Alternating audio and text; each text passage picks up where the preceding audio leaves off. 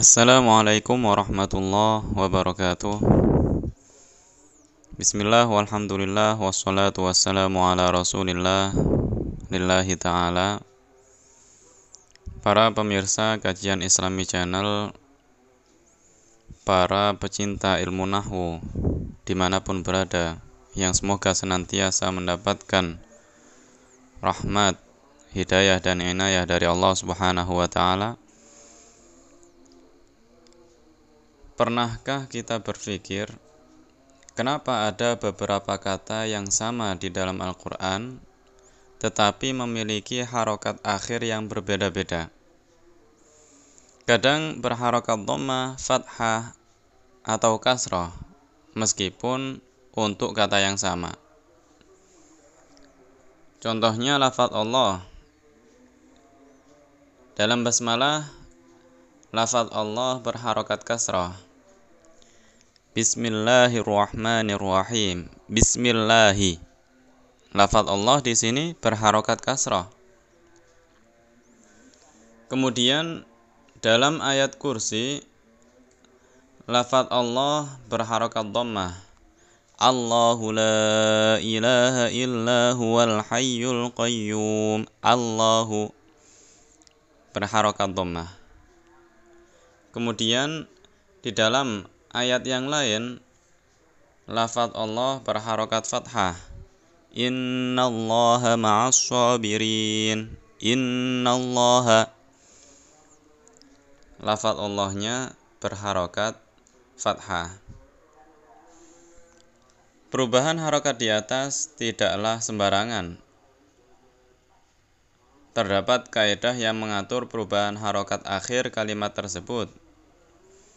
Kesalahan dalam pemberian harokat bisa mengubah pelaku menjadi korban dan sebaliknya.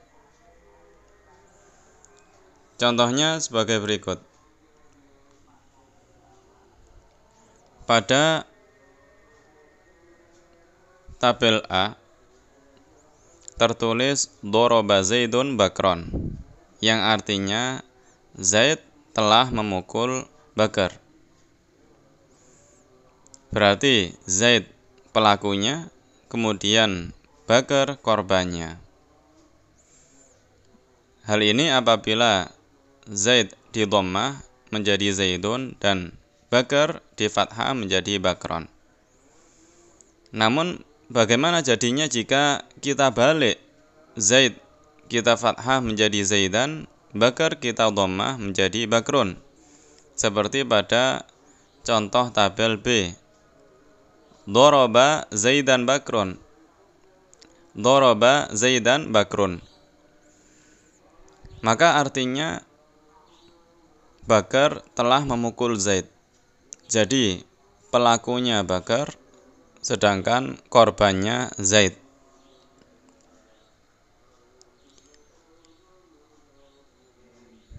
Jadi jika kita rubah harokatnya, maka pelakunya juga akan berubah sebagaimana nampak pada kedua contoh tersebut. Oleh karena itu, mempelajari kaidah seputar perubahan harokat akhir ini sangatlah penting. Kaidah ini dibahas di dalam ilmu nahwu, karena memang ilmu nahwu adalah salah satu cabang dari ilmu bahasa Arab yang membahas tentang bagaimana menyusun kalimat yang sesuai dengan kaidah bahasa Arab, baik yang berkaitan dengan letak kata dalam suatu kalimat atau kondisi kata dalam suatu kalimat. Selain ilmu nahwu, ilmu yang penting untuk dipelajari bagi pemula adalah ilmu shorof. Kedua cabang ilmu ini harus dipelajari oleh para pemula, karena dengan kedua ilmu ini kita dapat mengetahui dan memahami bagaimana cara membuat kalimat yang sesuai dengan kaidah bahasa Arab resmi.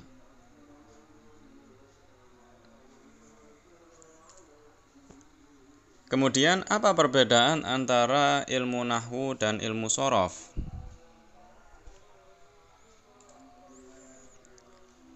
Fokus pembahasan ilmu shorof ialah pada perubahan kata dari suatu bentuk ke bentuk yang lain yang dikenal dengan istilah tasrif. Dengan ilmu shorof kita bisa mengetahui bentuk kata yang sesuai untuk digunakan dalam kalimat. Sedangkan ilmu nahwu fokus pada bagaimana cara kita merangkai kata-kata menjadi sebuah kalimat yang sempurna, baik dari sisi susunan kata tersebut atau perubahan akhir setiap kata dalam kalimat yang dikenal dengan istilah i'rab.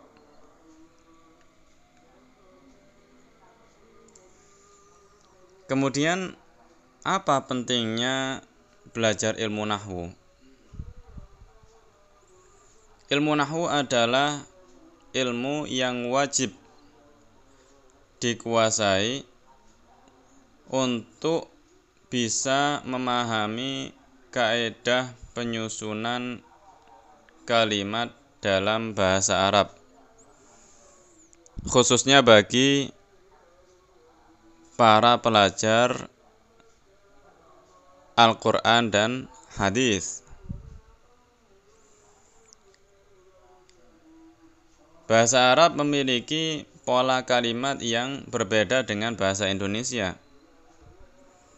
karena ia tidak hanya berbicara tentang susunan kata dalam suatu kalimat, tetapi juga berbicara tentang keadaan huruf akhir dari suatu kata yang ada pada kalimat.